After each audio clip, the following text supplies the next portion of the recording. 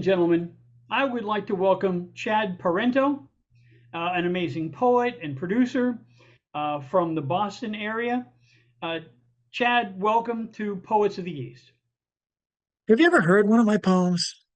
I have. I think You, you've recited a you few might be at. over flattering me because it's so funny because you did me this offer to do this right after I had tried to read on the open mic this past Wednesday at Stone Soup Poetry, and I'm like, well, I'm doing this because I need the practice, and I listened to the reading on Friday morning. I'm like, I still need the practice. But, Well, let me put it this way: if you'd rather read some short fiction, that's fine. Whatever whatever works for you. my CV is mostly fiction, but it's just kind of funny because you might be the one person who's heard me read the least, and that says a lot given that I very much don't read a lot at Stone Soup Poetry, which is the venue that I host, and I've just realized, like, I used to not read at Stone Soup because I would read at other venues, but I'm dealing with the whole post 2020 COVID isolation period of my life, which is ongoing, and I'm like, I need more of that. I have had some readings, but I can tell when I have a harder time speaking. What's that word? What's that joke from Steve Martin? You can either have a way with words, or and, yeah, not have a way. So that's why I feel has been me, which is why I do appreciate you asking me for this interview, because while I need practice reciting, I don't need practice rambling, as you and your listeners can clearly tell. Well, that's quite all right. Quite all right. You know, I've always believed that the best minds are totally nonlinear. That we work That by helps. association, we work by bouncing this idea off that idea, implications kind of rivel out from that. Hmm. Okay, well let me start I my agree. question, and we may find our way through this forest. I'm probably the most nonlinear person that has to work the most linear of day jobs, which is in the health industry. Really? I never thought my life would be racked with percentiles and database entry and percentages, and other forms of math the way it is. But there I am in life, and it's so far it's worked out for me. And I have most people fooled until I have to show my CV and I'm an MA and not a and not an MS or a DDR or what have you. Well, if you don't mind me pursuing that particular angle of communication, what part of the healthcare industry? Obviously, an analysis portion. Partially, primarily for the last God, it's going to be 20. It's been 20 years this past July. For the past 20 years, I've been a retinal imager in some form or another. Wow. But recent upheavals in my job caused me to move to another position where I am still doing retinal imaging, which is using machines like Topcon cameras, Canon cameras, OCT devices, which are ophthalmic coherence tomography machines, OCT, which basically take the measurement of your optic nerve and your the retina, the macular region, to see if there's thickness, or if it's an optic nerve, if there's change in the shape or form, or if there's change in the width of the cup to disc ratio. Um, Optometry aficionados are orgasming if they're secret poets. But so that's what I do for my primary skill. But lately, I've taken to helping out the low vision office, which is a lot of data keeping and just making sure everyone is contacted throughout the years, because in this day and age, the computers do reach out to people, but it's amazing how much you have to reach out yourself by old old outdated equipment such as telephones with cords, and still reach out to the people to make sure that they're having their most optimum care being taken care of. So a lot of my work, especially for the end of this fiscal year, has been making sure that we hit the 90th percentile of people reached, and we are successful. But it's been a heck of a time getting there, and I just never realized how much my life revolved around databases. Like a year or so back, my boss was talking to another person and just saying, if you have any questions regarding the database, Chad loves databases. And I'm like, do I? So let me ask you this. When do you remember the first time you enjoyed writing? You wrote for fun, you wrote for enjoyment? Yeah, it's this goes back to 1987, where I think I was just still a freshman in high school. Yeah, 87 and a sophomore in high school, probably 87 to 88 school year. I had a friend at the time. His name is Paul, and I think it was and he had been like an occasional poet. He had written one poem I actually like, and but that was not his primary thing. But he talked about at the time there was a school newspaper called the New Hawk Times, and they were talking about do, doing a graduation poem, and and at that point I actually had an idea for like what to write. It never ended up never getting published, at least not in the New Hawk Times, not anywhere legitimate. But I wrote a poem called Something for the Future. I still have it, and it was all about the class. It all starts with the line, "We are the class of 2001." Something like our time of living has only begun, something like that. And it just talking about, basically keep the world going if we can, or our graduation we may never see. That seemed to get people. That seemed to get people going. And then I wrote maybe three other poems, wanting to write poems, but not knowing how to do it, and just writing and just trying to figure it out, knowing I wanted to do this as much as often as possible. And that was what got me to eventually seek an English degree of all things, with which makes you perfect for research assistant work, in the future. Also waitering, but and that's where I went to Framingham State College, now Framingham State University, and I led myself by instinct, knowing that this is what I wanted to do, and this was the place where I could learn. I don't know why I had such a feeling like that, except that I saw like the way Framingham State talked to me, like the people, just the way they laid out their majors.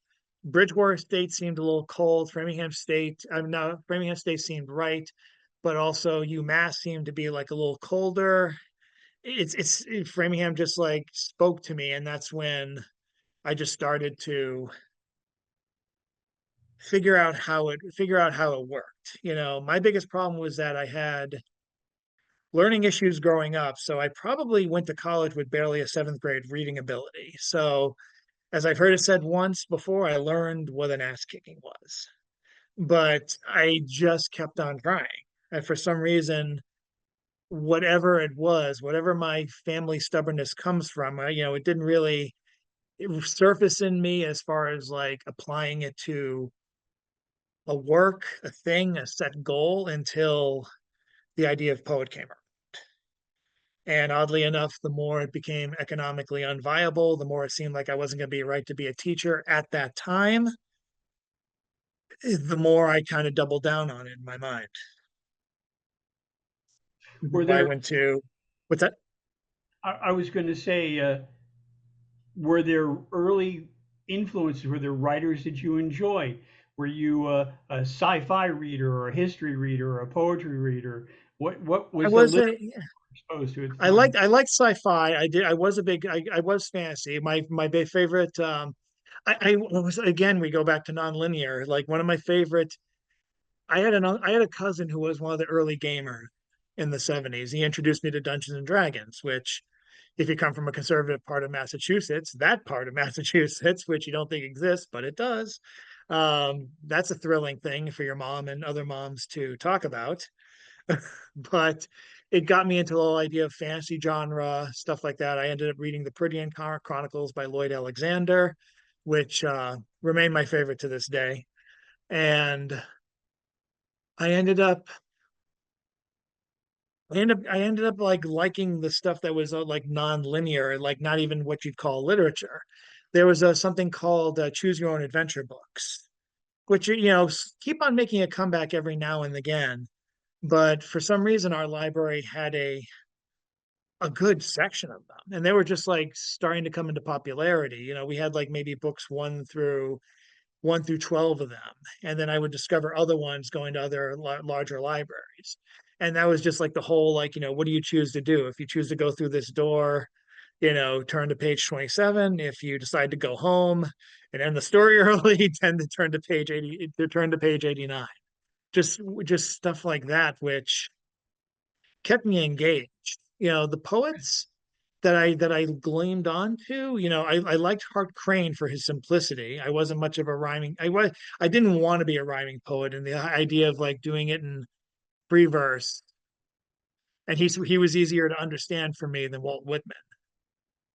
Yeah, big gaps in my learning, you know, that I've just striven to fill the holes with. When I got into college, that's when I would go to the bookstores, and there were wonderful bookstores in Framingham at the time. I would walk down Route 9 from the college. It's like an hour walk, like, or felt like an hour walk. And I would just go to the malls where there was like a Borders bookstore, or I probably the equivalent of like whatever a Doubleday was in the Natick Mall.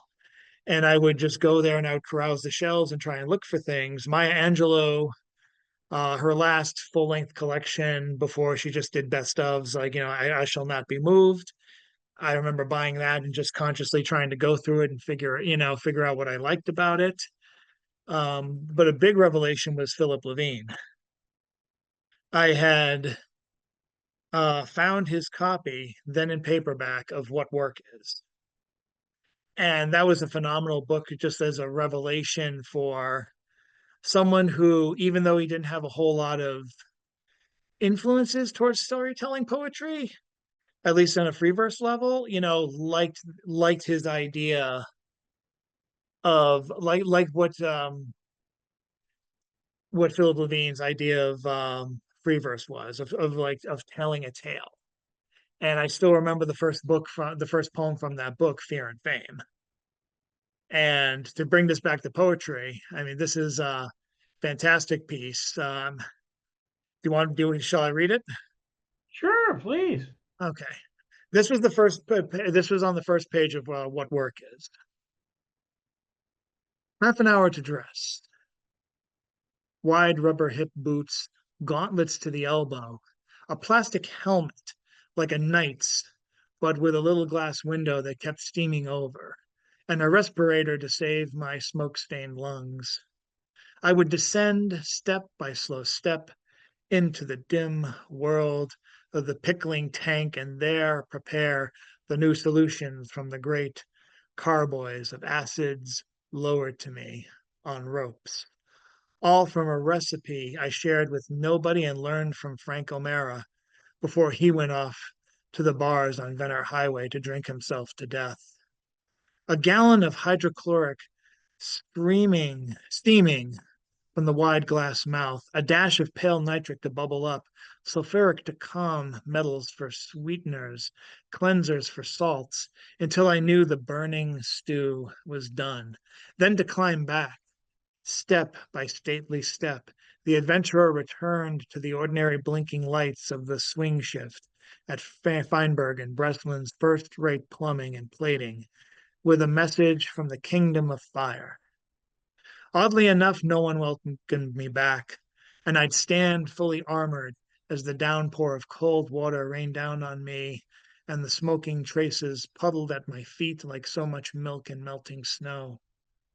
Then to disrobe down to my work pants and shirt, my black street shoes and white cotton socks, to reassume my nickname, strap on my bulova, screw back my wedding ring, and with tap water gargle away the bitterness as best I could. For 15 minutes or more, I'd sit quietly off to the side of the world as the women polished the tubes and fixtures to a burnished purity hung like Christmas ornaments on the racks, pulled steadily toward the tanks I'd cooked. Ahead lay the second cigarette, held in a shaking hand, as I took into myself the sickening heat to quell heat, a lunch of 2 Genoa salami sandwiches and Swiss cheese on heavy peasant bread baked by my aunt Sipsy, Tsipie, and a third cigarette to kill the taste of the others. Then to arise and dress again in the costume of my trade for the second time that night, stiffened by the knowledge that to descend and rise up from the other world merely once in 8 hours is half what it takes to be known among women and men. Very nice. I should say at the time I had a very different I had a very different background than most of the people I knew who went to Framingham State. You know, I was talking to people who were fathers of artists or professors. You know, there were some working class, you know, people who, of course, you know, went to college to better themselves, but none of them were of the artist variety. They were, you know, studying more practical things.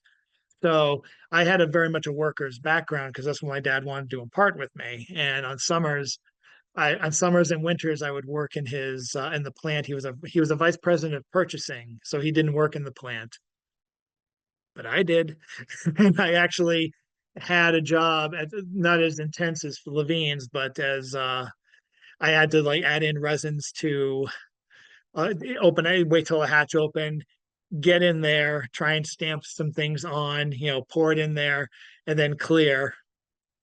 And one time the hatch shut on me. Oh my gosh. It shut on my legs, and then of course whatever idea to say I'm like one of the men, I'm one of the boys, collapsed for the rest of my time there. All 4 years I would all 4 summers and winters I would work there as I am as they can see my flailing arms as I am screaming at the top of my lungs to be heard from behind a respirator to please open the hatches. Wow. So, needless to say, Philip Levine kind of spoke to me. I did not have anything close to his. I think his bio used to say after a series of stupid jobs, he he moves. So I've had my stupid jobs, so I could relate to Levine a lot, and that transition in my senior year to Charles Simic, whose brevity I really appreciated and could never quite imitate until like my later year. Nowadays, I'm the spirit of brevity to a point of it being a fault, but it's I had to work at that, and it was amazing to hear both these poets read, you know, in my lifetime, you know, and just like hear their influences. I never tried to like ask their secrets. I never tried to ask anything, you know, but I would laugh if other people asked. There was this one time I was in line to get 2 books signed by Simic, and this woman in front of me goes, "How do you make it look so easy?" And Simic, in his very heavy accent, which I know I can't imitate, but we'll try anyway, goes, "Oh, it ain't easy. It's a bitch." And I've never forgotten that. So those are 2 influences that really, you know, stuck with me over the years. Now, when you were in college, were teachers encouraging or neutral or discouraging in your writing? I have to say that all of them were encouraging at a time where I needed it the most because, you know, it could have destroyed me if I had someone who was really tough. And I did have a tough teacher, but he was tough on everybody. You know, his name was Arthur Noletti, and he was primarily known as a film teacher, but he did teach an essentials of writing class because he wrote books and essays and articles on film. Japanese cinema was his specialty. Hmm. So, very learned person. And one time, the only time I had the guts to take him again, to take him, I only had the guts to take him once, and I was just like, I don't know if I can't be with the hipsters and get myself torn apart in the film class. But it was, he knew everything. He he knew so much, and it was just like I admired how much he knew. I remember at one point like have it thinking I had like the holy grail of something he never heard of, he never read and knew about when I was doing like an essay on I had to do a paper on Death of a Salesman. And there was this one interview, it was actually an essay from Arthur Miller where he talked about an obscure French film. I think it was a suspense film where the character is trying to talk to his chief or his friend. He calls him Loman, which I think is like a word for like a nickname for fat man. And he's on the phone, and then all of a sudden they catch him, and then he's in a room somewhere. I think maybe an asylum, going Loman, Loman. And I brought this up. I think I brought up the film. I brought the name, and all of a sudden he quotes it like in perfect like French accent. Loman, Loman, like he does it perfectly. Like he knew what I was bringing up, and he knew the trait and the film, and it was just like, and it wasn't like I was trying to get one over him. I was just thought, maybe I can impress him, but I'm just like, oh shit, he knows what I'm talking about, so I can't even, I can't even give him the thrill of discovery. So I have to work harder than ever. And at some point I had because this is the freshman year, you never take the classes you want. Otherwise, we'd all take the poetry class if we're a creative writing major. We do that we do that without hesitation. I had to take all the I had to take economic geography. I had to take history of Western art, which I actually appreciated because I learned more about my Catholicism background, Christianity background, than I did actually going to church, which was fascinating to me. But I did have the guts to show him what at that point probably equivalent like was the equivalent of like 10 poems. And that was probably the sum of everything I had tried to write and was happy with freshman year of no from sophomore year of college to that point, the last half of the first freshman semester at Framingham State. And I'll never forget when he said, I have to say the sentiment and the emotion behind these poems is there, which is probably his nicest way of saying you have to work on fucking everything else. But he knew exactly what to say to me. And Excellent. after I had done my essay class, he actually said, "Good luck with your poetry and writing." I had Very been quiet most of that class. So like for him to say something to me, even as the words of encouragement was probably one of the things to keep me on. And it was so funny because everyone thought I got off the wrong foot with him because okay, what do you call it? What do you when you had your teachers, did you call them Mr. or Doctor, even if they were doctorates? Mister. Yeah, yeah. Okay, so I had no idea. That was and it was and I at one point I'm in a conversation with the man who is Dr. Arthur Naletti and this woman who is a she was the daughter of professors, teachers in New York, and she was an artist herself. And she heard me over say something like, "Oh, that was a funny one, Doctor Mr. Noletti." And she never, never let me live it down. She would quote that. She would quote that until she no longer went there. And thank God she was 1 year ahead of me. But it was brutal. But I thought he was the nicest guy. But and he treated me as well as he possibly could, and probably above and beyond. Even though I was intellectually, mentally, and emotionally like probably terrified of him, just for like being found wanting, and measured and found wanting. But he was amazing. My question was, did you start performing poetry during your college years? Yeah, there was a coffee house. They didn't do it until it wasn't towards the until the end of the I'm almost calling myself bullshit on this. I'm not even sure. I think I may have performed once. No, I did perform once or twice. And then I realized I didn't have anything good. And then I just became a listener, which helped me, I think, because to listen to other people's work. I never realized how much I was training myself, to be a poetry host, just like shutting up and listening. And at one point, they called it the coffee house. I think it was spelled Hauze. And I actually ended up hosting a segment of that. And it was always the people who it was always the people who were the most outrageous I wanted to emulate, but just didn't know how, probably because I didn't have the cojones. Since I'm giving shout outs, this is a shout out to Jason Chan, Jason D. Chan, who was such an amazing personality. I would have him write for the Gatepost, which was the Framingham State College newspaper. I ended up like begging him to work. I'm like, you gotta be a music critic because I'm sure you can be hilarious in prose. And he was, and he offended some of the editors who were like who just didn't get his joke. But it was amazing that I got him to write anything. Like, and because his poems were kind of crazy. Like he know nothing of beat poetry probably except what you saw on television.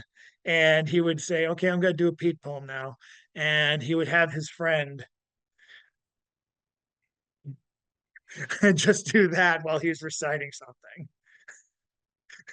There Hey, was a Nick, hilarious part where he starts reading, and all of a sudden the guy who's doing the beat starts whacking him on his back, and the guy just like stops reading and goes, the guy stopped and went back to this.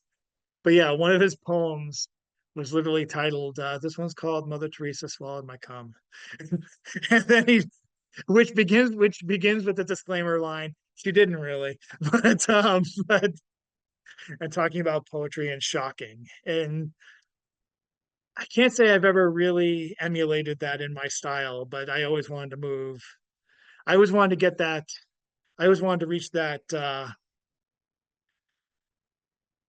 coveted prize at the top of the mountain. okay, let me ask you this. Um, there are writers who believe you should write every day as just for practice, inspiration or not. And then there are other writers who say, no, you should never push it. You should wait for inspiration. Now there's a spectrum of opinion between those two. Where do you fall in that spectrum? Well, I believe there probably should. I think I treat my mind like I treat writing like it's cardio. Like you have to keep up at it to a certain degree. And I'm blessed enough to have a blog and to have to write certain things every day, even if it's an email to somebody. And I think that keeps me fresh. And I want to be kept that fresh because I've seen what happens if you go. I started out when my first work that was actually published um, was a was newspaper articles. Was basically learning how to write basic prose, and I kind of knew that I had to do that before I learned how to write poetry. I kind of had to learn the exact rules before I even looked like I was breaking anything. And I know enough about myself where I can't do too much of one, or else I'll lose the other. I have to have a balance. Right now I'm trying to work on an essay, like an editorial kind of like arts piece, which you help provide in part of something that of a project you provide the art for. And the prose has been very hard for me. And I think part of it is because I've just written so much poetry this summer. I mean, this might be my best year since COVID, when I had nothing to do but write. Nothing will ever be 2020 for sheer output, but this year is coming close, at least for the output, if not quality. But I know that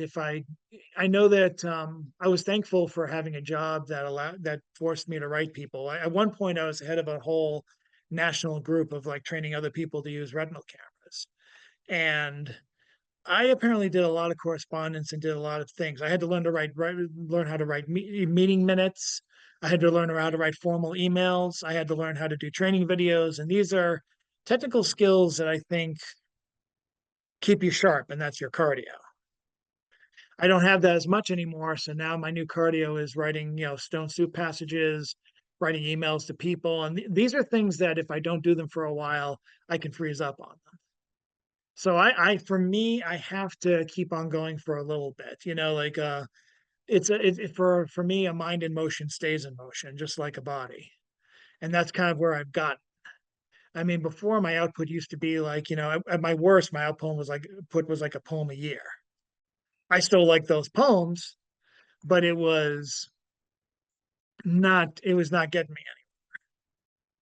So I've just learned to create the output, to create the Patreon page, which forces me to create output, to create things, to do the weekly American haiku, which I do every Wednesdays on my blog, just to do the Stone Soup croutons, and sometimes I am at the point where I need to stop.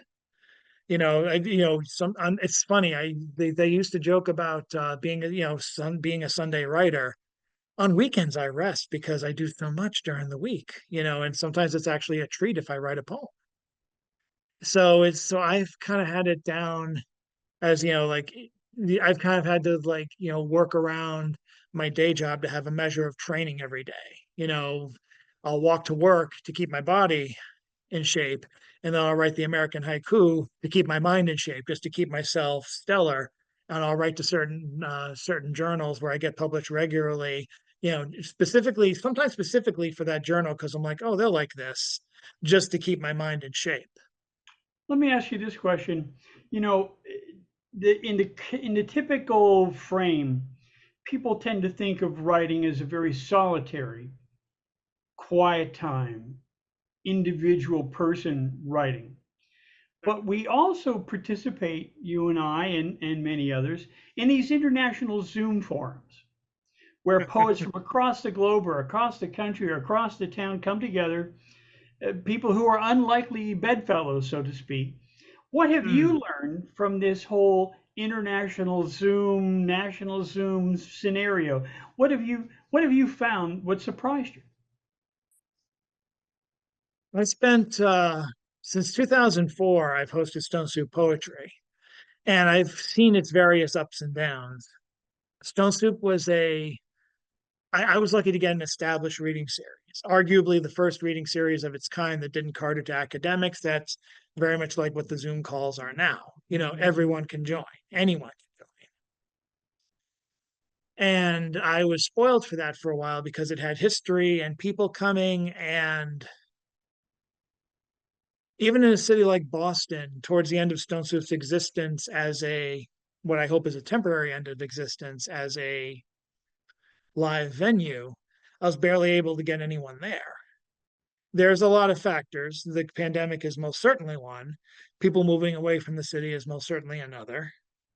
The gap between older poets and younger poets is most certainly one. I find that problem gets even more difficult as I get older. I'm 51 now, and Oh my God.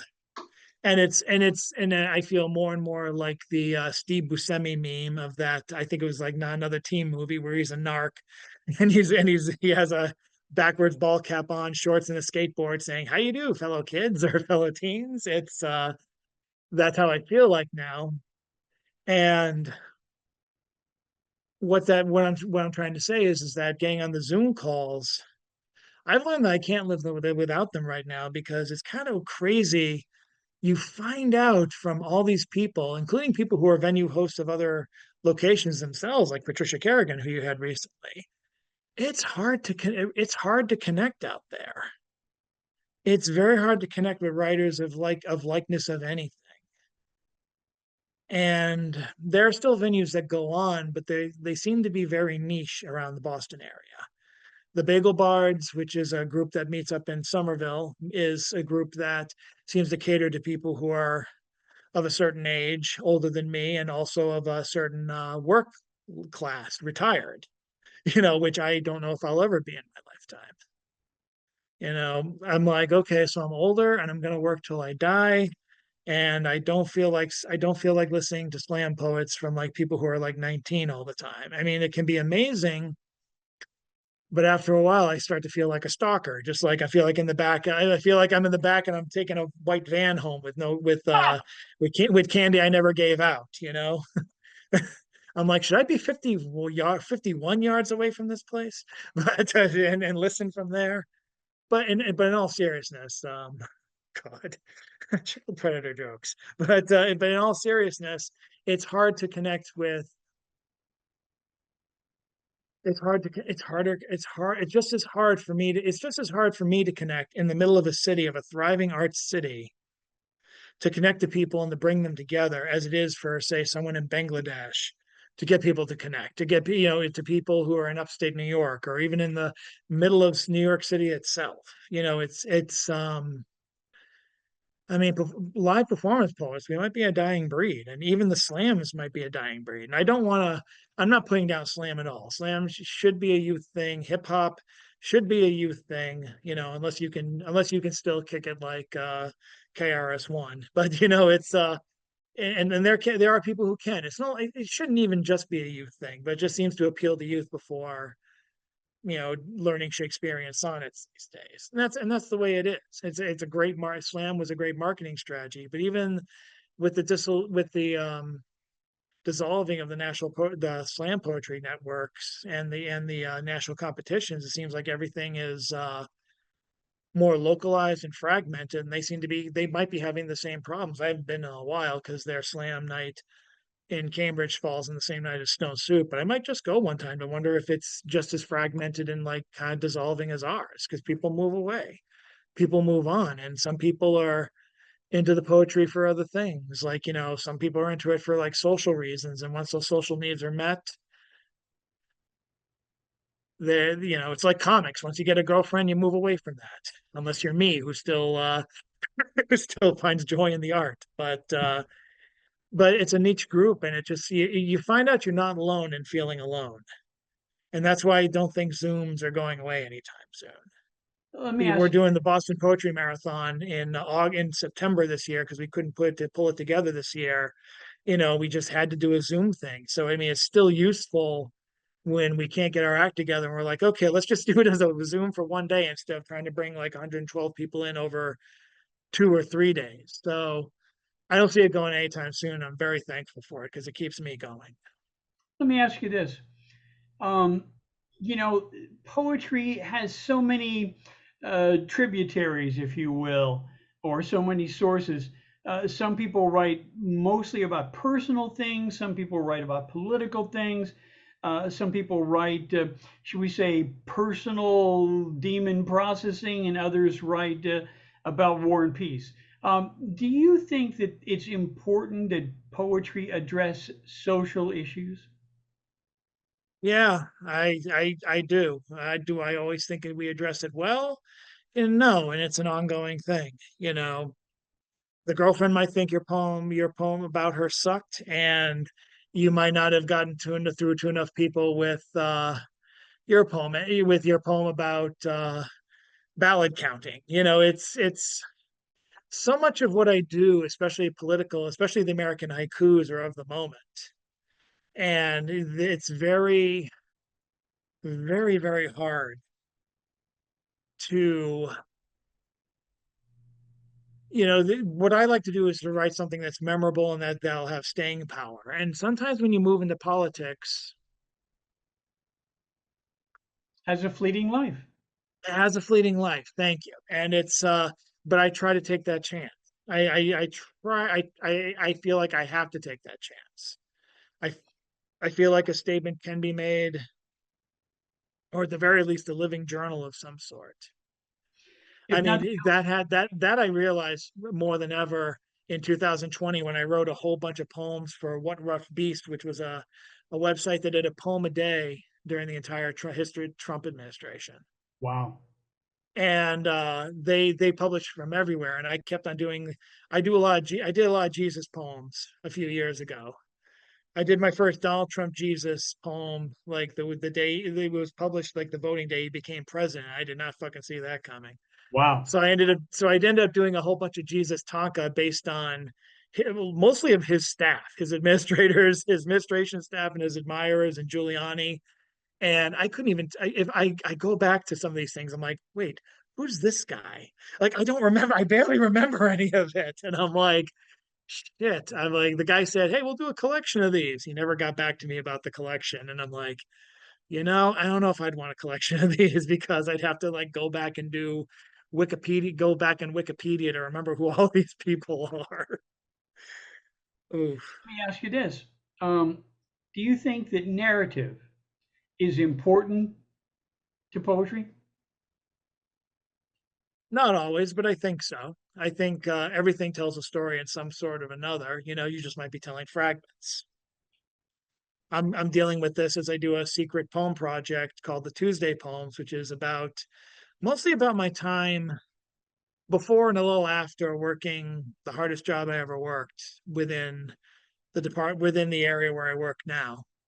And that was during the pandemic, a little bit after the pandemic. And so far I have I think like 65 poems of it. And some of them turned out to be like little chapters, some of them are stories. One of them is told in the same spirit of Fear and Fame by Philip Levine, which, I actually had the balls to try and do like a tribute homage to that. Just describing my day to day walking to work with no public transportation available to me from my area because the buses stopped going at some point. They just like, no, the buses don't need to come here during the pandemic. So I had to walk like 1 to 2 miles before I could get decent transportation without having to go and risk plague in the subways. So I work on that too, but I also think that some things can be incomplete chapters as well. Yeah, I tend to refer to those as collage poems or tinkling, uh, effervescent things. Yeah. Okay, one last question, sir. What's the last poem you wrote? What's the title of the last poem you wrote? That's a good question. Oh yeah, I it's kind of funny because um it's apropos for this interview because now the poem was called Home Stretch, just as we're in the home stretch of this interview. I That was my crouton poem, which I write inspired by Stone Soup Poetry's online open mic. And I try and take pieces of everything, and it felt like an end of the summer poem when I put it together. Maybe it's like too many night scenes. I don't know, but it just seemed like a quiet post heat wave night of images. So I ended up putting in the home stretch, given that we're in the home stretch of the summertime, getting inching slowly to like below 70 weather. It's possible. Definitely. But that was the last one I did. Okay, now the fun part. What would you like to read? Now, if you want to read some short fiction, that's fine. If you want to read some poetry, that's fine. If you want to read a favorite poem, that's fine. I just want to hear some of the poetry that you'd like to share with us in this second half of the show. That's great. And I do I got poems now. No, I have Anything you want, I sir. I have I do a lot of stuff and I try to it's funny, the poems like the home stretch, which I might read, which is a new one, is kind of my license to go long, even though this one was a shorter one. Because sometimes the open mics go very long. So I just Well, give myself license to that's write exactly essays. that's exactly the point. We're kind of confined in this 3 to 5 minute window for so much of our stuff. So if you want to read a longer piece, feel free. I'll do so. Well, I'll read home stretch just because that's the first one I mentioned of mine. That wasn't written 40 years ago. Oh God. Ooh. Home stretch. Nighttime critters recreate original Blue Note recipe we can't copy. Sound reinvented under tree fantasies, broken memory of a lost dance. Cain and Abel's alternate ending, couples meeting over bad coffee. A walk with one added pirouette down in the park without armor. Very nice. Apologies to Edward S. Galt because he had a poem about a guinea pig or a hamster in his first round. I'm like, I can't fit a guinea pig in this. I'm so sorry, Ed. I'm so sorry. I failed the challenge in some respect, but I'm only human. Absolutely. I'm only human, sir. However, divinely. Um, the I'm scrolling down because I've had a good stretch of short poems, which are it's my ongoing challenge to myself, mostly because I've always been trying for brevity. One of my poet friends about 2009 to 2013. It was through him that I ended up writing my first book, my first full length book, Patron Emeritus, and he taught me to be so. He taught me such brevity that it was an effort to write the crouton poems, which are like actually full sentences with with arguably a subject, a predicate, and a direct object, which a lot of my poems in Patron Emeritus very much avoided. Then there's the poems I write for Dada Cuckoo, which is a great journal, which is their editorial policy is if you wrote more than 6 lines, you probably wrote too much. And he's the only one who I'll send word poems of like 8 words or less. He's like, "Can you cut this down?" And it's amazing. This is my latest one. Again, my attempt at politics for and to be timely and not to be timely, but also to be timely, but also timeless, which is what he strives for. He just doesn't want a simple. He doesn't want just like a simple political piece of the moment. He wants something that can last. This one's called Centrist Eulogy. Each limb a racing horse. He bet on middle. And I have others from him. I'm trying to dig up at this moment. Here we go. And that's Dada Cuckoo, and the name of the editor and publisher is Petro CK, which I didn't realize until a year later. It's basically you put together it says Pet Rock. Because as we've ascertained, I am very quick on the uptake. Quick. Um, this is I'll go backwards from the ones I published in Dada Cuckoo. And he rejects a lot of my stuff. And so anything I get published from him, I consider a a badge of pride. If only it fits in my ability to edit for him. Unprecedented, octogenarian, laying down arms.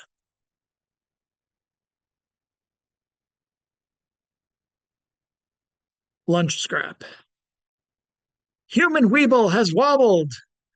O'Hara resumes, peeling oranges. My homage to Frank O'Hara's lunch poem. This one's called Manufactured Dissent. Mandatory work survey. As an attention check, please choose disagree.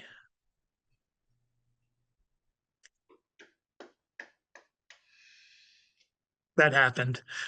Very nice. How can I see that in a survey and not fucking turn that into something? And this is for 80s aficionados. Hall and Oates, quiet quit. Easy, ready, willing. Contracted hours complete.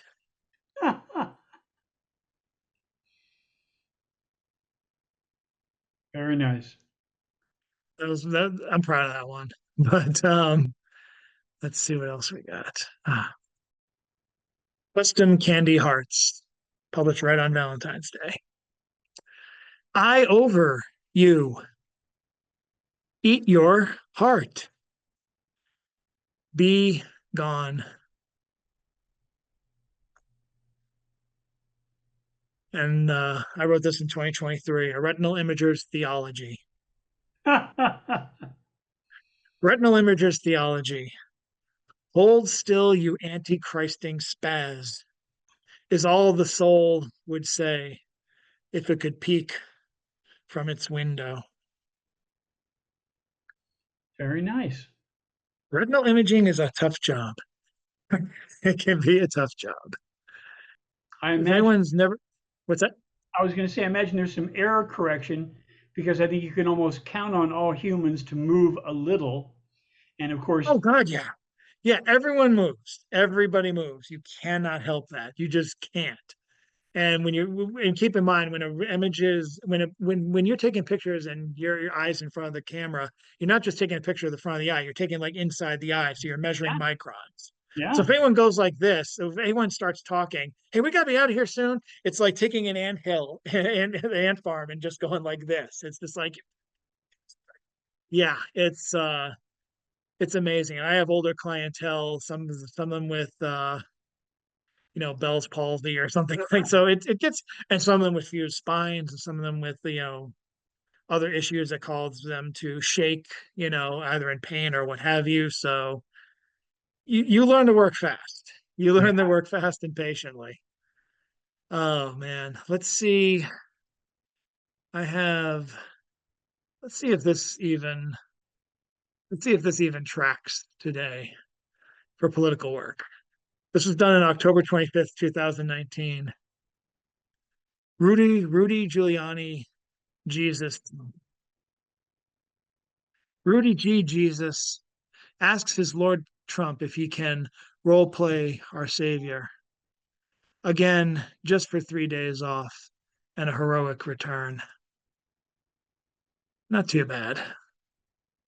But I had a bunch from him.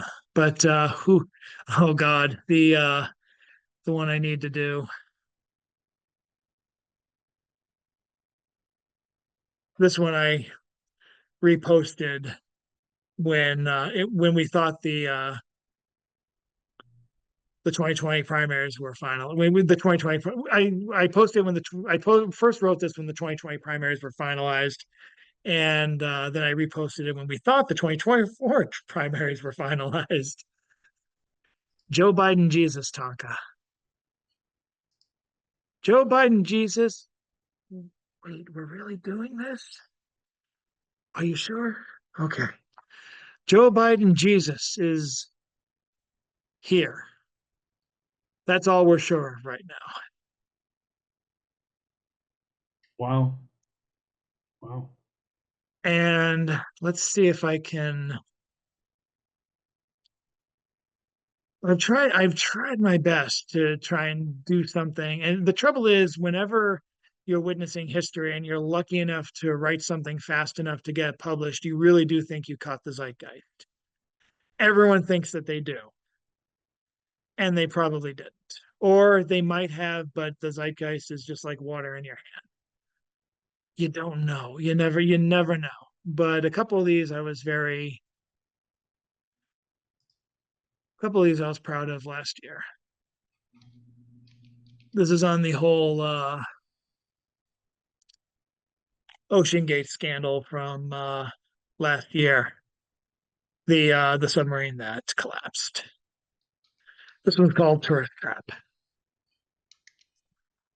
Tomb is self-made as the men gone deep in depths to witness largest mass of Ozymandias. So close can grazed imagined ear where new titans whisper never again and survey land ripe for conquer. Tell child bereft of all irony, someday this will be yours.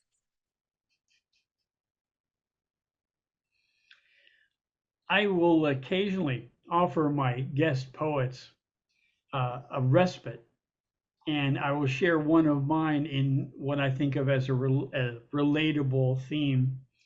Um, I've gone through some medical issues this past year, and uh, that has involved me in getting some PET scans. So I thought since you're involved in retina scans, you might appreciate this. It's called PET scan. Positron emission tomography allows the doctor to assess certain parts of your geography that otherwise would not be visible this of your anatomy, a strategy used as a diagnostic tool, which as a rule allows metabolic processes in situ, which otherwise might be obscured and missed by even the most best diagnostician's strained vision. Got the gist, now see the rest. And as the tracer's trackers dance into place, then showing the pace of uptake where the grub steak in the cupboard rests, does it find success or merely a complicated mess? Does it find changes of a proper kind, the signs of tissue on the mend? So fine.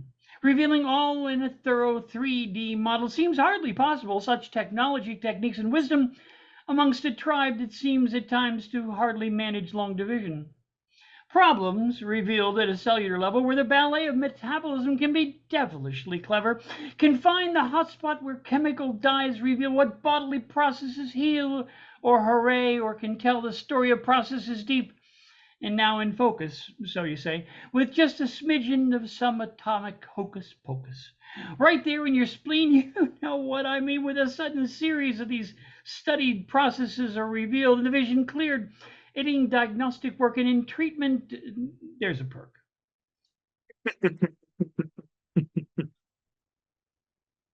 I credit you for putting tomography in a poem. That's a word I never heard until 2009. It was just like what, or 2006. It didn't really stick with me until 2009. We used to have Heidelberg retinal tomography, and I didn't know what the T meant, I think, until like 2009. I'm like, what is that? But yeah, it's amazing how out of my depth I am in some respects. But at the same time, I've you brought up I recently found out that our house is close to a fault line, to a flood line. And which is a fault of sorts, but it was near the flood line. They were talking about how they measured out the area, and it's very similar. I was like, oh, this is similar to what I do. Yeah, this is like I don't know if I was having an honest to God shop talk conversation or I was just rambling like an old guy. See, I don't know. I'm not sure, but we were both the same age, so hopefully not. But old people can't really talk about my job. They're just like, wow, it looks like Mars because they don't really have anything comparable. It's not they can say, oh, this can measure your eye and like monitor it over years to see if there's any change, if there's glaucoma signs. Oh yeah, well in my day we had a compass. My abacus is broke. I need a new battery. Exactly, exactly. So yes. So think, brother. We barely know what we're talking about with tomography. No, I know you obviously know more than me. You are I'd say you're more technically minded than I am. So I appreciate you being one of the database pioneers. You sure as fuck make my job easier. You help me get more money by doing less. So I salute you. Otherwise, I'd be doing the database this weekend. You know, in a way, technology is such a two-edged sword. We have these tools. Many of us who come from very much working class backgrounds got involved with technology. We've made something of a living using technology. But now the masters of the corporate universes are saying, well, why should I hire humans when I can get an AI to do all this stuff? And it all sounds so good to them. But I don't really think they've thought through the ramifications. I was at a Google conference back in early 2000. They were going, we've already got AI writing news copy. We've got them writing sports copy. We're doing this, we're doing that. We just don't see a downside. This is just an absolute growth arena. And they said, any questions? And I put my hand up and I said, until you can get the machines to buy the nonsense that you're selling, you're going to fail with AI. And machines don't need to be consumers. And consequently, you need consumers to have a means of a living. And since no one's talking guaranteed income, no, no, Right. no. Therefore, you're going to either have what? A lot of unrest and a serf class, Or maybe you need to It's think, like now. let AI think about it. Yeah. It's crazy. And it's I know people who are actually saying, "Oh, I use AI for like my teaching thing. It's good for building stuff and things like that." I'm just like, the ramifications of like what you're using. And this is the same friend who was thought that what was his name? William Hung was hilarious singing karaokeing songs badly until he did "We Are the Champions," which was her favorite band song. Like she was like, "Oh, William Hung's funny doing she bangs," and all of a sudden he sings "We Are the Champions." It's like I draw the line. But yeah, it's gonna take awful ramifications, which are probably gonna hit the people who are it's already hitting people who create things for a living. There's already been stories of YouTube video essayists who have had their work stolen by AI, to try and create more product. And that's going to Right. cause crazy ramifications. But the trouble is, the people who are least angry about this are the people who don't have anything to create. So you're kind of profiting off a system where you don't have to do the work. It took you years to figure out a system where you could just like easily put it in within 10, 15 minutes. For anyone who's relying on it now without doing the work, I can see just awful. This is why I don't really use I can't bring myself to use AI for anything at No this way. point. Not me. I thought about doing an AI for a poem prompt. I'm just like, I didn't do it. I didn't try Flarf poetry, which I think is using poetry with a search engine, Google search engine. If I'm wrong about that, Flarf poets, I apologize. It seems to be a New York thing. But but but I never got into that. I never could. And it just seems to be at first it was just like a practical standpoint, like why would I want to do this? And I do enough with blackout poetry and erasure poetry to like, realize, this wouldn't work unless I didn't figure out this way to do it. You And know, it's I think back to the Dadas and like the John Cage composition of him sitting in silence. Okay, hmm, okay, but then where does that go? What is the next step is what? Anti music? I mean, there's already music concrete. But let us set these issues aside and return to the poetry, prose, and thinking of Chad. sorry about Chad, that. you want to wrap up with a couple more? I can wrap up with a big one if you'd like. Please do, sir. This is since oh here we go.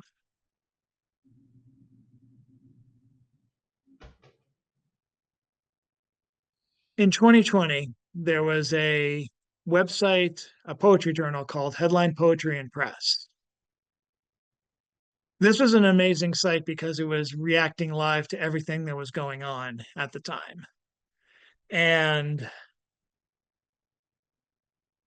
I started doing poetry. At first, I did them in another form. I was cribbing Donald Trump's notes. There's an amazing site called rev.com. So I am not anti technology.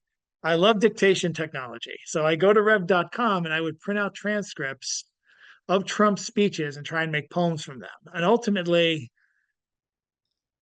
I would just kind of do what I did for all intents and purposes. They're erasure poems. I would only highlight certain words and have him say that in his voice, and it worked. And it can't doesn't work. It doesn't work for anyone else but him. I've come to really decide because when you're a political speech, like your stuff has to be almost boring out of context. It has to be like put together in a certain way that no one can twist what you're saying. No one can like, as little chance for creative interpretation or creative reread, creative input as possible. What you say is what you say. And Trump has no freaking filter whatsoever. Like he is the anti-filter. Like he actually is the reverse filter. He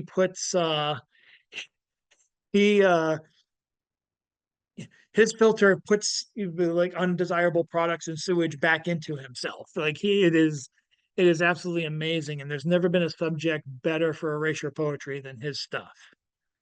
And I still do stuff based on his True Social tweets on Medium from time to time. But this is one of the few times where I end up doing a 22-page poem. It's Wow. broken down by word. It's broken down by word.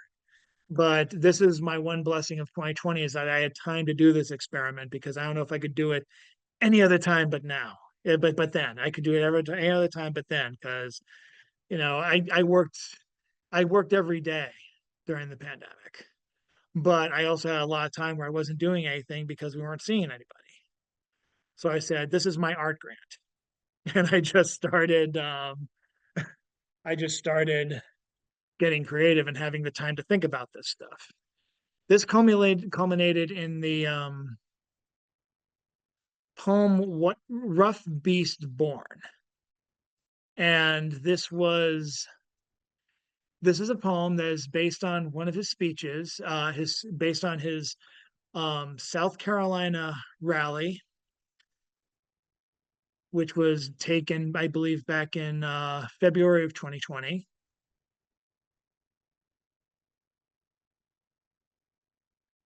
I believe it was the last speech he had before everything went to hell, before the lockdown, where he was dismissing the flu. So it was absolutely amazing that I had this document. I'm like, I have to do something about this. So this is what I did.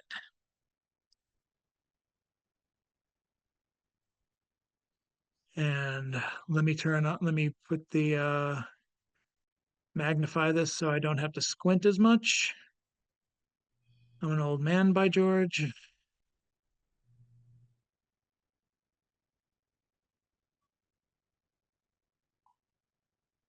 And we're good to go. So this is Rough Beast Born in the voice of Trump addressing his masses.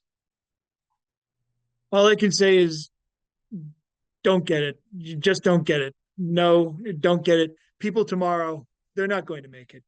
It's crazy. It's crazy to figure this out. Don't get it. Don't get it. We're in the midst of what it is booming, soaring, surging, awesome.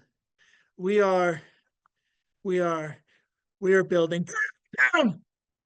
Can go even further. The election, overthrow democracy with your help. Corruption, sinister. Just watch. Coronavirus, coronavirus. No clue. Don't have any clue. Can't even count. Can't count. Russia, Russia, Russia. Over and over. Turning, all turning. Think of it. New hoax. Pretty amazing. Massive country. Doing great. Unified, unified, unified. Never, never say USA. USA. Was shocked to hear people die. Anyone know that? People die. Totally. I think of it. People lost. Wonder. The camera! The camera! The camera! Turn it back on! The camera! Never, never, never, never hear it. Hear it. People hear it. Thousands of people. People hear it. Show my face! That face! Show my face! How many? How many? Gone. Your husbands, they're going. Cool. Thank you. Thank you. Horrible things we're doing. Great job. Great job. What we have, it's incredible. Hurt the people, this country. Hurt the people. They're willing if they know. Unbelievable. These people. What's that all about? It's made. You're going. Gone. We don't believe in the best. We are, take a look. We're the absolute worst. Have to be the worst. I tell you, we are the worst. In this United States, we are 100% a virus, widely. In the United States, myself and my wishes, you see it, right? This show thought things, be prepared to be quarantine. I want you happy, happy people, happy, happy. I created virus. It's a big virus to ensure the wrong thing. Never had that. I'll take it. I'll take it. Never had that. Never had it. Like magic. That was easy. An easy one. Going up, great. This is the exact everything. This is everything already. We'll have numbers so good. We will keep the infection, our country. No choice. It's the virus to all America. You see it, the coronavirus. You see it. You see it. The coronavirus, you use that. This virus. It's not the only thing. We're setting records. We're setting records just using this important, right? I'm doing well. Worst presidential, phenomenal numbers. Worst presidential. Great event, great people, some of them black, true, I tell you, black, incredible people, love fest, incredible. They turned down, I'll do everything possible to destroy. They are terrible, terrible, terrible people. Paid me a fortune doing great, went down the tubes quickly after Trump, 5 years, 5 years, 5 more years, 9, 13, 17, 21, 21, 25, 25, 25. We need extra five. Grab on. What we've done, much, much more. Extreme, vile, killing citizens, every race, religion, color, creed, and jobs. End of the road, end of the road, lost it. These people running, imagine half population wiped out, all of America, all of America. It doesn't matter. It's meaningless. We've destroyed, dead, dead, reign of terror. Keep on winning, keep on losing, crazy, nervous, crying, crying, losers, millions and millions, right? Millions. It's not easy what I did. Not easy. So easy. Never started, not working out. The worst in history. Total catastrophe. That's very big. Very big. What a killer. You ready? You ready? Are we allowed to do this? Are we allowed? Am I allowed? Is it, if it's legal, if it's permissible? Let me ask you this. Let me ask you this. We broke the people, allowed to go through them, never replaced. You ready? We'll go sleepy, crazy, gone, gone, gone. So let's forget your life. So let's forget I came, got horrible, mean, mean, mean. How about this guarantee? Hate, hate all over the place, inside and out. You ready? So who's better? Not interested. Who do I want to beat? To beat, I don't know, crazy little bit. Beat them all. Hope, I hope to eliminate. I told you, more blood. I have none. I have none. I have none. I have none. More blood. I'm going to show blood. A person chokes. We want to choke for years, years. Chokers, chokers. Your president. Eliminate, eliminate. Your guns. Take back, hold, keep. Fabulous, fabulous. This is not a smattering, not a smattering, not a smattering, not a smattering. I hate. You see it, 100,000, not bad, amazing thing, big crowd. I get crowds, enthused. Understand that? Excited about a crowd doing pretty well. This crowd, that crowd, worthwhile, incredible, incredible, incredible. Was going to do a poll. So important, so important. Confirm, record number, amazing. Superstar, superstar, leader, lowering people down with no help. Incredible opportunity, opportunity, whole big thing. Incredible, incredible, incredible. USA, let you scream country, let you scream. Quite a display, a lot in this room. A lot of people, friends, people in the room, easy, very easy, sort of easy. Come up, come up, hit hard, hit hard. I know, you know, I read, many are not living. I'll read stories, tough deals. Who's living? Who's living? Thank you for being here. Thank you. Thank you. Thank you. Thank you. Thank you. America, working jobs, make money, pay taxes, whole deal. History of our country, unemployment rate, My administration, the lowest. How about that? Good one. Good one. Unemployment rate, Black youth, all-time low. Black poverty, history of our country. For decades, African Americans, children, African Americans, we are reversing your countries. Ended. I am the globe, the world. I am America. We finally ended US, a tremendous giant, nothing like it. Everybody leaving, empty hopes, this country. We are demanding years of other countries, our country first. People, you, taxpayer, our military, our veterans, innocent lives, raped, beaten, brutalized, murdered, set free. Our country on fire, our country shouldn't have been allowed. They're going to go. They're going to go. And it's easy. They're dying on respirator, on respirator.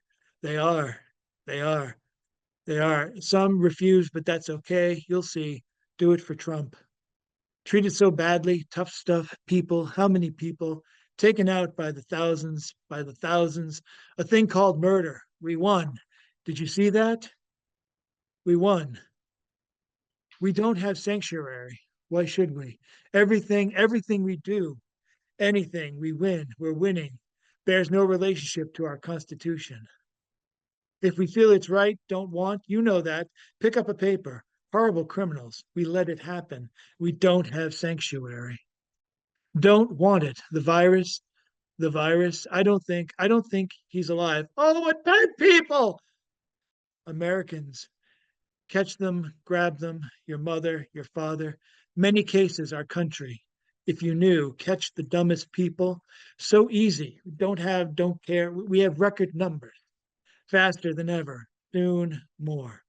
Never been more extreme takeover. Your healthcare, my administration fighting healthcare, your doctor, your choice, your doctor, your plan, your doctor, your plan.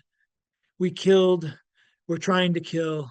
You'll have pre-existing conditions. Pre-existing conditions doubled. Think of that. We are a disgrace. We have drugs. Drugs good, no better. We've transformed accountability. This great arena, you're terminally ill, go home and die. Terminally ill, go to Asia, go to Europe, sign paper, get results. Unbelievable. Unbelievable. We got it approved, those people, every one of them. Thank you. Thank you. We are epidemic, deaths, disease, big deal disease. People die. So much work, die from overwork for a long time. The work they have to do, so much easier. Such an honor. Great thing. Great thing. We're pursuing patience, breaking records, support extreme, straight from moment of birth. Republicans, gift of God, total obliteration of worker, family, dream, citizens, party, big tent, big party. This is party, a great party right here. Every child, parent, child failing, criminal, prisoners, a big party. Criminal Republicans right here. Many people coming to see me. People, everybody. I gave it to them. I got it. I got people together. Think about it. Tried. I tried. Very heavy, heavy, heavy. I have to explain. Are they going to think? Are they going to think? Till the end. Till the end. I don't get enough. I need more. To the end. One more thing. Fight and vote. It's true. True story. I'll live somehow. I recognized I did it. I did it. I said it. I was joking. Not joking. We need vision, foresight at arenas. Apologize, America. Now you have people at stake, actual survival. Really, it's survival. Maniacs want everything. End up children. Americans died for a victory. America this deep, swamp this bad, swamp, dirty, dirty people in swamp, dirty people, our citizens work, poverty. What's happening? Poverty, the stories, incredible stories, incredible story. Say it. I guarantee no household we stamped science, medicine for cancer, Diseases working right now. Epidemic possible. Should have started before. Who would have thought? We will land, woman, and plant flag. We will defend arms, law enforcement. Faith not true. Family, children taught our flag. This state, men, women, earth, laid down from disease in America, our greater citizens back, working, we winning, winning, winning. Best ever, right? Best ever, right? People tired. Hear this, hear this. Some can't do anymore. You say we are tired, sick, tired, and people, I'll say, we're not going to change. Go back, go back, people, family, under America, like before. Ladies, gentlemen, yet to come. Wow. Wow. That's the first time I've read that out loud since the pandemic started. Trumpian. Trumpian. My goodness. Holy Well, I Christ. see your Trump poem and will share my Trump poem, my latest one. This Oh, this was compelled after he announced that he's going to do us a favor of stopping all voting. We won't have to vote after we elect him. yes. This is called Just Once More. Just once more, you'll have to vote. Don't write it down. Just don't choke. Then we're passing through the door, past all that cumbersome voting. No more worrying. No more totaling. No more adding. No more standing in the polling station. No more calculating across. Never, never more across the nation. Well, I got my big old shoe in the door. You don't need to trouble yourself about that no more. I am your ceiling, I'll be your floor. And whatever I say, you don't need to know no more. No, not anymore. I am your ceiling, I am your floor. You don't need to trouble by counting no more. No more troubles mounting, no scofflaws flouting, no cash a lol of fountaining. I am the law and the final judge. All laws depend on me. No, not any penny other by fudge. Whatever my purpose, I'm pretty sure it's clear to me. You don't need no damn courts for the 33rd degree. I am the law, and it seems quite clear to me. No more CBS, NBC, or CNN. I'll tell you where and I'll tell you when. You don't need no newspapers neither by then. You don't need no pundits. We'll dispense with them fast. Besides all that reading tomfoolery, that's all from the past. Don't need no doctors, no hospitals neither. If you end up sick or cold with a fever, I got my own cure. We'll see. Are you a believer? Then we'll know for sure. I'm all you needer. And all my kids in the palace, they're feeling quite at home, except for their cash runs. They'll run that old dome. No judges or lawyers, no need of Tuck Finn, no need of Tom Sawyers. We dispense with them libraries and colleges too. We'll round up the professors and put them in the zoo. No need of them colleges or universities neither. We just train up them damn liberals with all their do-gooder fever. Things will be less complicated with the end of the voting. It'll be all more simply, whatever it is I'm wrote. The kings will be next. They're all direct in line. Whatever I say next, whatever, it'll all be fine. You're all in the army. You're all at the front. If they say anything different, that dog she don't hunt. No, not never for sure. My foot's in the door. I'm through with all this. Ain't explaining no more. My ear been blowed off, but that's just how it's done. I done regrowed another one. I'm walking on water, son. But I won't brag as long as you're buying my Bibles, my gold sneakers, and all my swag. Just buy that mandatory picture of me for your home. Don't worry now, my eye's always on you. You ain't never alone. Can't be nice no more, 'cause baby, I'm your ceiling and your goddamn stone ground floor.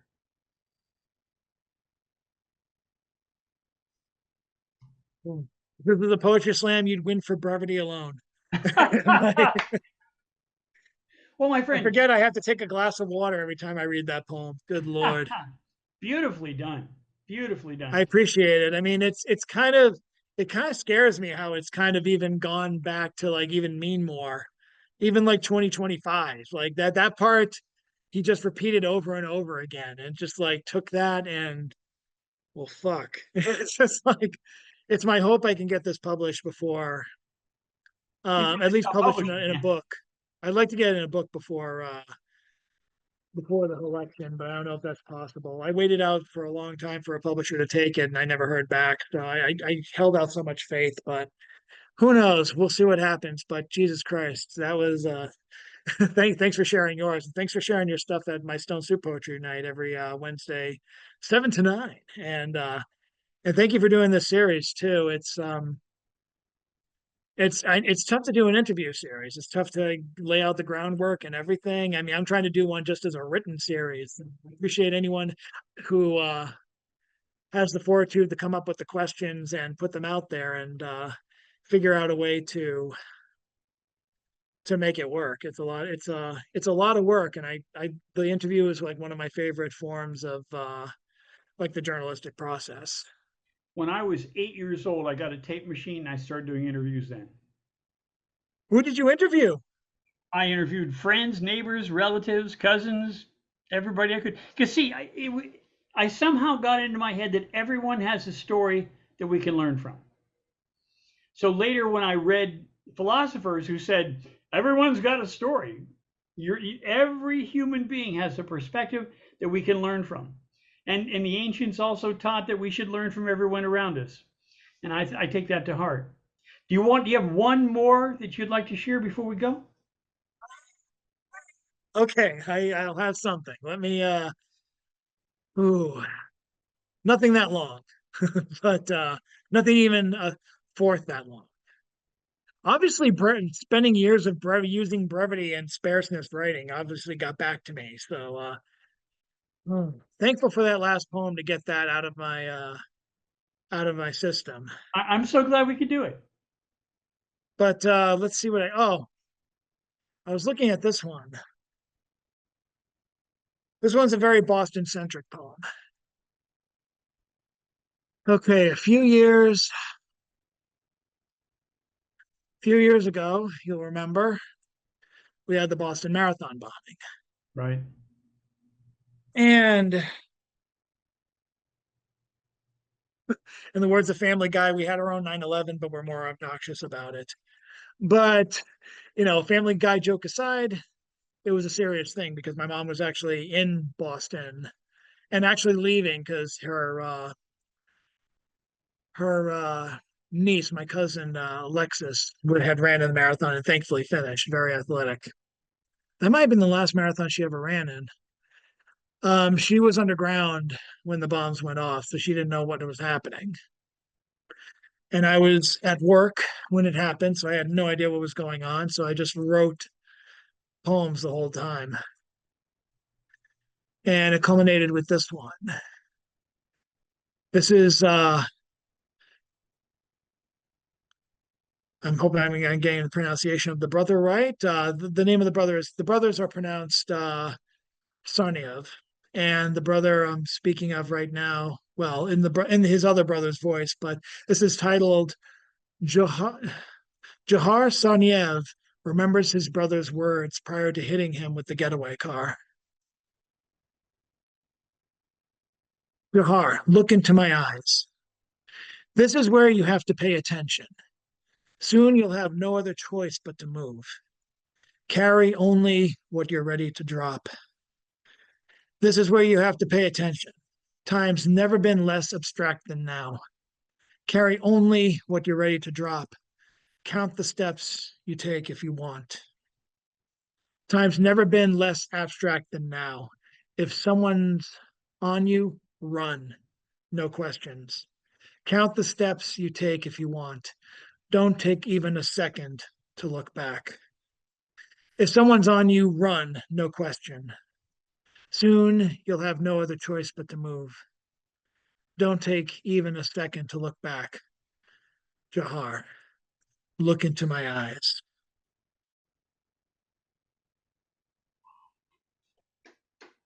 Wow. Those are written, I think, over a week. I have to check the timeline, but probably over a week, culminating with the hearing about the chase and actually hearing it live through APB through police broadcast. Wow. And doesn't get much more intense than that. Waiting to see if you're going over to work under the shadow of someone caught, or is under with the news of someone being caught, or the shadow of him being around. Right. Kind of crazy, but that's my Boston poem. Sir, thank you so very much. A real honor, Chad, to talk with you. and to hear a little bit more about you and to know some of your work better and to hear that marathon piece about Trump. My gosh.